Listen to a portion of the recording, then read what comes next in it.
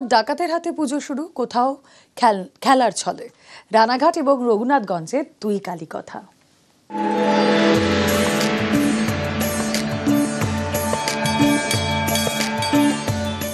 নদিয়া বৈষ্ণব সাধনার তীর্থক্ষেত্র। এই নদিয়ার রানাঘাটে এক সময় ছিল রণডাকাতের দাপাদাপি। এই রণডাকাতের হাতেই রানাঘাটে সিদ্ধেশ্বরীর পুজো শুরু হয়। কথিত আছে এই মন্দিরে পুজো দিয়েই ডাকাতিতে বের হতেন রণডাকাত। আজও সেই পুজো চলে আসছে। 400 বছরের পুরনো এই মন্দিরে সারা বছর ভক্তের ঢল। দীপান্বিত অমাবস্যায় বিশেষ পুজো। মা সিদ্ধেশ্বরী এটা যে মুখটা শান্ত, এটা ষষ্ঠী পাথরের মূর্তি। মহালয়া হওয়ার পর আমাদের মায়ের মুখ ঢাকা হয়ে যায়, তারপর আবার ষষ্ঠীর দিন মায়ের মুখ খোলা হয়।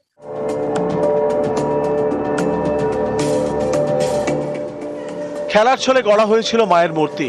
সেই থেকে 350 বছর ধরে এই পুজো চলে আসছে। মুর্শিদাবাদের রঘুনাথগঞ্জ, এখানে রায়সেন এবং মল্লিক পরিবারের তত্ত্বাবধানে বাম কালীর পুজো হয়। সারা বছর মন্দিরে বেদিতেই পুজো করা হয়। দীপান্বিত অমাবস্যায় মূর্তি গড়ে বিশেষ পুজো। বাচ্চা ছেলেরা এখানে সমস্ত একসময় ঠাকুর তৈরি করেছিল। সেই ঠাকুর তৈরি করতে গিয়ে দেখা যায় যে ওরা একটু ভুল করে ওই ঠাকুরের বাঁ পাটাকে সামনের দিকে দিয়ে দেওয়া হয় এবং সেইভাবেই ঠাকুরটা তৈরি হয়। বাঁ পাটা আগে বলে যেখানে বাম কালী বলেই বলা হয়। নদিয়া থেকে রঞ্জিত সরকার এবং মুর্শিদাবাদ থেকে প্রণব বন্দ্যোপাধ্যায়, নিউজ 18 বাংলা। রাজার হাতে পুজো শুরু। আজ রাজা নেই, কিন্তু পুজো চলে আসছে। হুগলির বাঁশবেড়িয়ায় হংসেশ্বরীর পুজো, আর আরামবাগে পূজিত খ্যাপা কালী।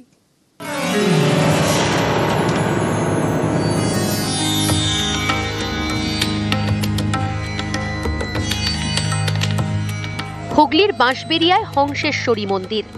সারা বছর মা শান্ত, দীপান্বিত অমাবস্যায় রুদ্ররূপে পূজিত। হংসেশ্বরী মায়ের সারা বছর পুজো হয়। দক্ষিণাকালীর ধ্যানে, দক্ষিণাকালীর মন্ত্রে মায়ের জীব নেই।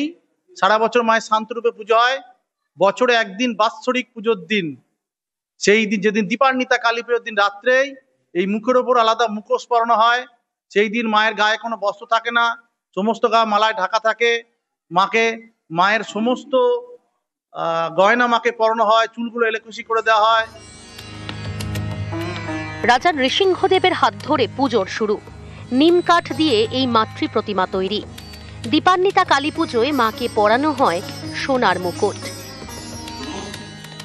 মন্দিরের যে বৈশিষ্ট্য তার গঠন, কারণ এর গঠনটা আপনি আর কোথাও ভারতবর্ষে খুঁজে পাওয়া মুশকিল আছে। এর চূড়াটা দেখুন, একটা যেটা যোগী পুরুষের পুরো মন্দিরে একটা রূপ ধরে নিতে পারেন, একটা কাল্পনিক রেখা যে তৈরি করেন যোগী পুরুষ মনে হবে। যে ধ্যানযোগ্য যেটা হয়, তা মূলাধার থেকে যখন চূড়া মাথায় উঠছে তখন সহস্রধারে গিয়ে তার জ্ঞানের বিস্ফোরণ ঘটে, যার জন্য চূড়ায় শেষ চূড়াটায় গিয়ে দেখুন একটা সূর্যের কিরণের মতো ছটা ওখানে করা আছে।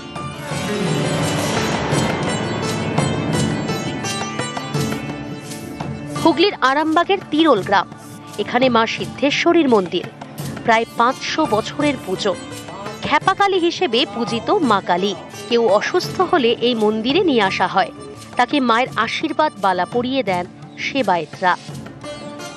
এখানে মা সারদা মাও এসেছিল আজ থেকে বহুদিন আগে। আজকে কথাটা সারদা মা এসেছিল, এসব রাধু মাকে সঙ্গে নিয়ে মায়ের বাড়া পরিয়ে নিয়ে গেছিল। আর প্রতিদিন মায়ের রুগী আসে, ভালো হয়ে আসছে, বালা খোলা হচ্ছে। আর যারা এমনি আসছে মায়ের কাছে বালা পড়ানো হচ্ছে।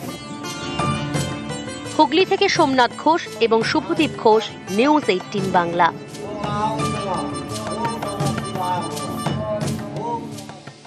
বর্ধমানের দিকে দিকে কালী কথা। কোথাও পুজোর নেপথ্যে প্রেমের গল্প, কোথাও স্বপ্নাদেশ, কোথাও আবার ডাকাতদের হাত ধরে পুজোর শুরু।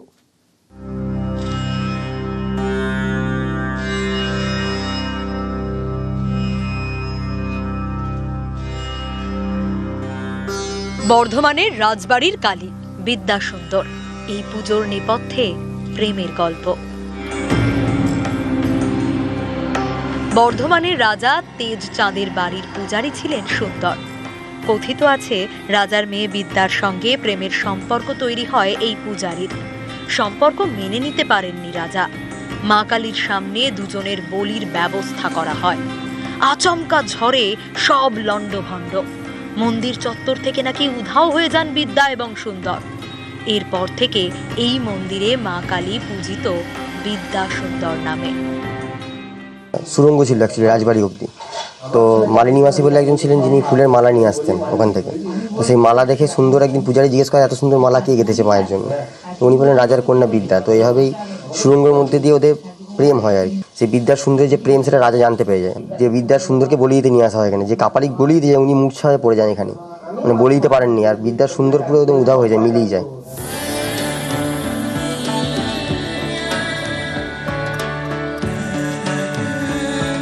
বর্ধমান শহরের কাঞ্চননগর, এখানে কঙ্কালেশ্বরী মন্দির। এক সাধক স্বপ্নাদেশ পান মা কালীর বিগ্রহ প্রতিষ্ঠা করার। তারপরেই পাথর খোদাই করে পুজো শুরু। ওম বিষ্ণু, ওম পুষ্পায় নমঃ, দধিপতে দেবায় শ্রী বিষ্ণুবে নমঃ। 7 ফুট লম্বা এবং 3 ফুট চওড়া মূর্তি। মা এখানে অষ্টভুজা। সারা বছর এই মন্দিরে নিত্য পুজো হয়। দীপান্বিতা অমাবস্যায় চামুন্ডা মতে বিশেষ পুজো।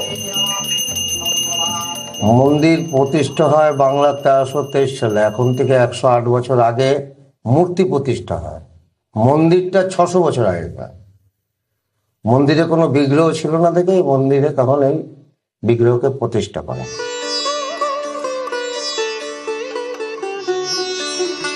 পূর্ব বর্ধমানের কেতুগ্রামে জঙ্গলের মাঝে মন্দির। একসময় ছিল ডাকাতদের পুজো। আজও চলে দেবীর নিত্য সেবা। ডাকাতরা এখানে পুজো দিয়ে ডাকাতি করতে যেত। এক সাধু বাবার হাতে এই ঠাকুর মন্দিরটা চাই। মৃন্ময়ী মূর্তি প্রত্যেক বছর মাঘী অমাবস্যাতে কলেবর হয়, যেটা পুজো হয় সেটা জলে চলে যায়, নতুন মূর্তি আবার প্রতিষ্ঠা হয়। কেতুগ্রামের এনায়েতপুরের মন্দিরে দেবীর মৃন্ময়ী রূপ। মা এখানে শ্যামা কালী। দীপান্বিতা অমাবস্যায় মাছের ভোগ দিয়ে বিশেষ পুজো হয়।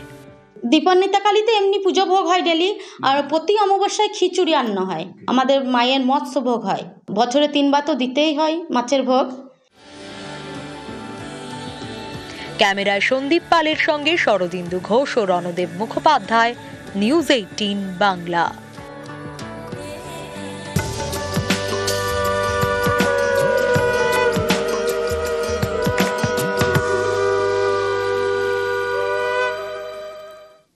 নিষিদ্ধ বাজি রুখতে পুলিশের মাইকিং। বজবজের নন্দরামপুর বাজিবাজারে মাইকিং। তৎপর ডায়মন্ড হারবার জেলা পুলিশ। আগেই জেলায় বাজেয়াপ্ত 1000 কেজি বাজি। এবার নিষিদ্ধ বাজি রুখতে মাইকিং পুলিশের।